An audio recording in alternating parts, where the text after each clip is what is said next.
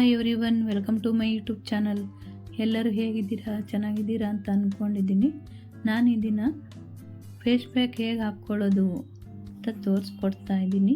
ಯಾರು ಕೂಡ video skip ಮಾಡದೆ ಕೊನೆ ತನಕ ನೋಡಿ. ಇನ್ನೂ ಯಾರೆಲ್ಲ ನಮ್ಮ ಚಾನಲ್ನ ಸಬ್ಸ್ಕ್ರೈಬ್ ಮಾಡಿಲ್ಲೋ ಪ್ಲೀಸ್ ಸಬ್ಸ್ಕ್ರೈಬ್ ಮಾಡಿ, ಸಪೋರ್ಟ್ ಮಾಡಿ. ಬನ್ನಿ ಹೇಗೆ ಮಾಡೋದು ಅಂತ ನೋಡೋಣ. ನೋಡಿ, ಸೊಪ್ಪು, ತರಕಾರಿ, ಕ್ಯಾರೆಟು, ಬೀಟ್ರೋಟು ಈ ಥರ ತಿಂತಾಯಿದ್ರೆ ಮುಖದಲ್ಲಿ ಗ್ಲೋ ಬರ್ತಾ ಇರುತ್ತೆ.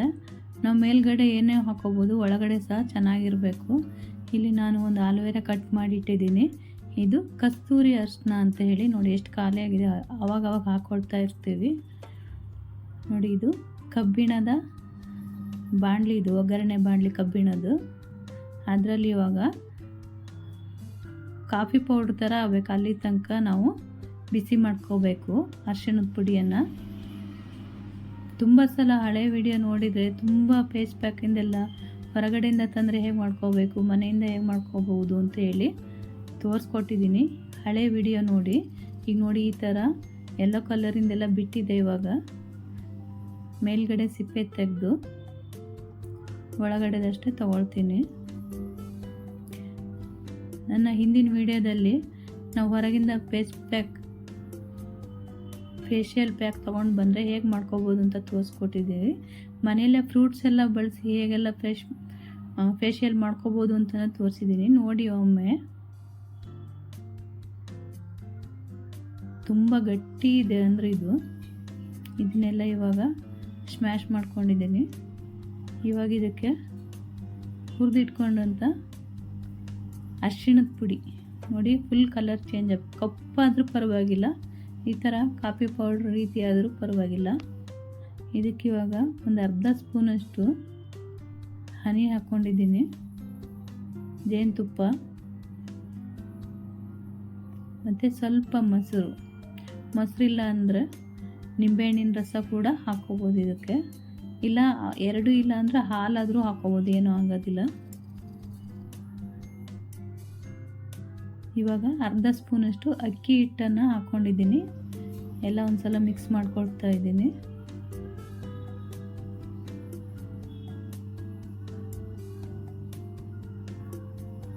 ನೋಡಿ, ಇದು ಆಲಿವ್ ಆಯಿಲ್ ಅಂತ ಹೇಳಿ ಸ್ಕಿನ್ನಿಗೆ ಹಾಕ್ಕೊಳ್ಳೋದು.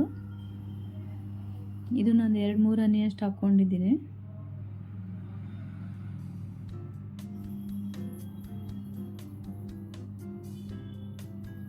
ಸ್ವಲ್ಪ ನೀರು ಹಾಕ್ಕೊಳ್ತೀವಿ. ನೀರಿಲ್ಲ ಅಂದರೆ ನೀವು ಮೊಸರಾದರೂ ಜಾಸ್ತಿ ಹಾಕ್ಕೋಬೋದು, ಇಲ್ಲಾಂದರೆ ಸ್ವಲ್ಪ ಹಾಲಾದರೂ ಹಾಕ್ಕೋಬೋದು.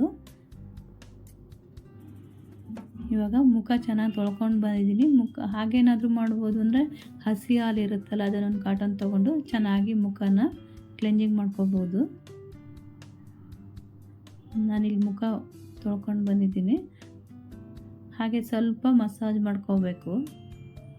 ಇದು ಪ್ಯಾಕ್ ಅಷ್ಟೇ, ನಾನು ಫೇಶಿಯಲ್ ಮಾಡ್ಕೊಳ್ತಾ ಇಲ್ಲ.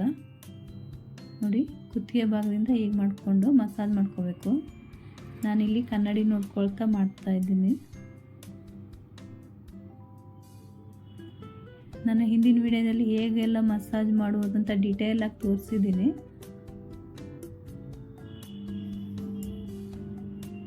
ಒಂದು 5 ನಿಮಿಷ ಈ ಥರ ಮಸಾಜ್ ಮಾಡಿಕೊಂಡು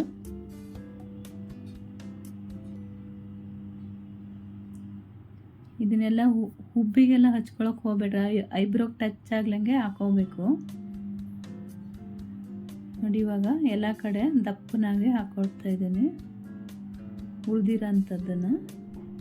5 ನಿಮಿಷ ಮಸಾಜ್ ಮಾಡಿಕೊಂಡು ಎಲ್ಲ ಈ ಥರ ಹಾಕ್ಕೋಬೇಕು.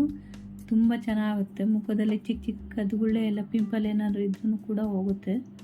ಅಂದರೆ ಒನ್ ಟೈಮಿಗೆಲ್ಲ ಆಗಲ್ಲ, ಆವಾಗವಾಗ ವಾರದಲ್ಲಿ 1-2 ಸಲ ಹಚ್ಕೊಳ್ತಾ ಇರಬೇಕು. ಇದನ್ನು ಹಚ್ಕೊಂಡ ತಕ್ಷಣವೇ ಚೆನ್ನಾಗಬೇಕು ಅಂತಿಲ್ಲ, ಅವಾಗವಾಗ ಹಚ್ಕೊಳ್ತಾ ಇರಬೇಕು, ಆವಾಗ ಚೆನ್ನಾಗಿ ಕಾಣಿಸುತ್ತೆ.